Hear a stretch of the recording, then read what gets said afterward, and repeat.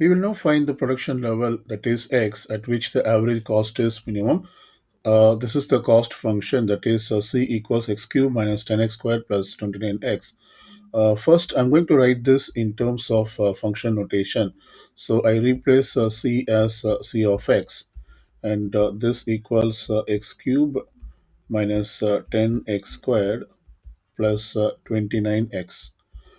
Since we have to determine the production level at average cost is minimum, we have to first to determine the average cost. So first let's find the average cost, and this is written as c bar of x, and the formula for the c bar of x equals the cost function over x. So let's find this average cost using this formula. Therefore, c bar of x, and this equals replace c of x by the given cost function. So therefore, this equals x cube minus 10x squared plus 29x, and this is over x. We can do this division of each terms, that is x cube by x minus 10x squared by x plus 29x over x. So here we get, remember that we can do the subtraction of the powers. So 3 minus 1 is 2. So this reduces to x squared, and here this will cancel out 1 times power. So it is 10x plus these two x gets cancelled. So it is 29. So this is the average cost function, that is c bar of x equals x squared minus 10x plus 29. Now we are going to determine at what production level this average cost is minimum. So we can use the first and second derivative test of calculus to determine the corresponding production level. So any function is minimum or maximum at its derivative equals 0. That is for a function f of x. If we have to determine the point at which it is either maximum or minimum, we have to first set this its f prime of x equals 0. That is, we have to set up the first derivative equals 0. So similarly for this cost, the average cost, this is average cost function, we have to set up its derivative, that is the first derivative equals 0. That is c bar prime of x equals 0, and using that we have to determine the corresponding x. So let's do that. I'm going to find the derivative of this c bar of x. So I write down c bar prime of x, and this equals, we find the derivative of each terms on the right side. So the derivative of x squared is 2x, and derivative of negative 10x is negative 10, because the derivative of x is 1. So it becomes negative 10 times 1 is negative 10, and the derivative of 29 is constant, which is 0. So basically we get 2x minus 10, and this is the expression for the c bar prime of x, and we have to set this up equal to 0. So I'm going to set this up equal to 0. Now let's focus only this equation. We can solve for x from this equation. So we get 2x equals 10, and from this we get x equals 10 over 2, and this equals 5.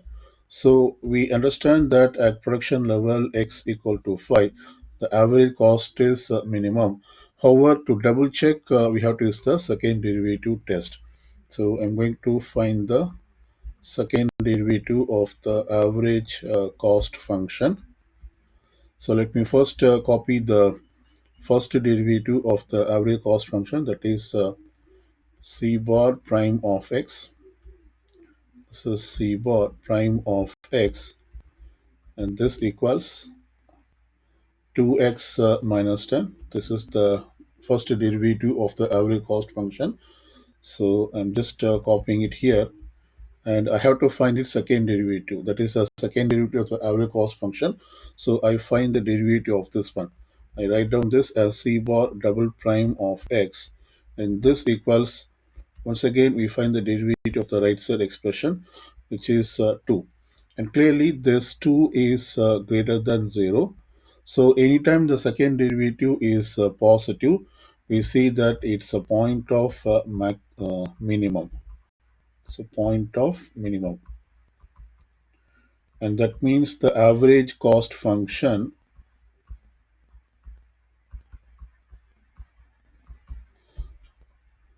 is minimum at this point.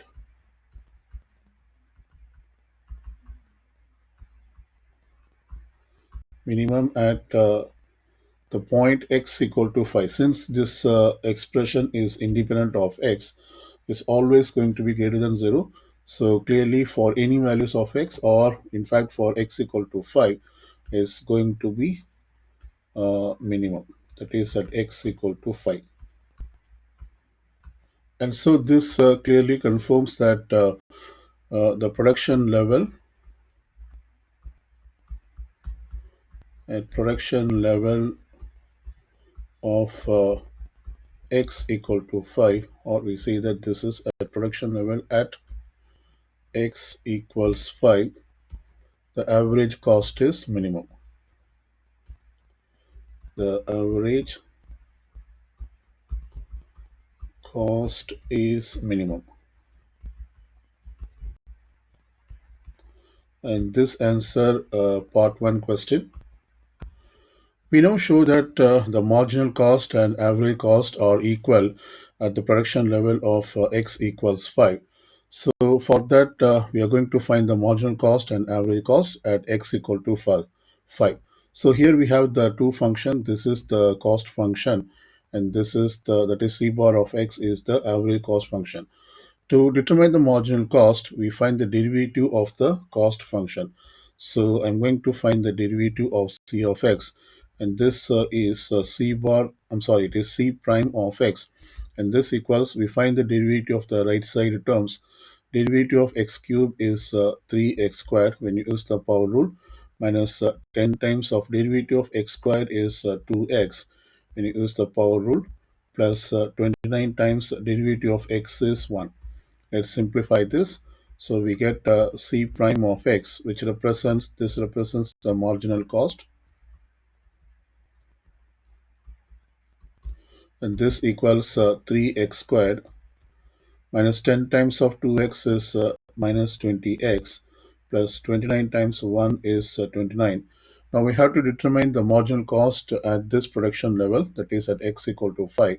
So plug in x equals 5 into marginal cost function.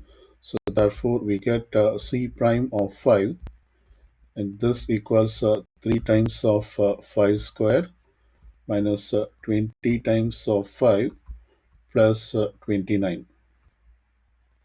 And this equals 3 times 5 square is 25, minus 20 times 5 is 100, plus 29.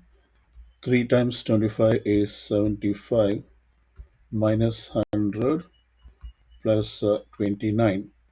75 minus 100 is negative 25, plus 29. This is 29 minus 25 is 4. So we get that marginal cost at the production level of x equal to 5 is $4. This is the cost is in dollars. So we can put this one as 4. I'm going to put $4 for marginal cost. Now we determine the average cost at the same production level, that is at x equal to 5. So we have to plug in x equal to 5 into the average cost function. So therefore it becomes c bar of 5, and this equals 5 square minus 10 times of 5 plus 29. So this equals 5 square is 25, minus 10 times 5 is 50, plus 29. So we get 25 minus 50 is minus 25, plus 29. So this equals 29 minus 25 is 4. So once again we put the unit of this cost. This is an average cost function, which is $4. So I put $4 for average cost function. So clearly we can see that marginal cost and average cost are the same. That is, they are exactly $4 at the production level of x equal to 5. And this answers the part 2 question. That is, we showed that marginal cost and average cost are equal at x equal to 5.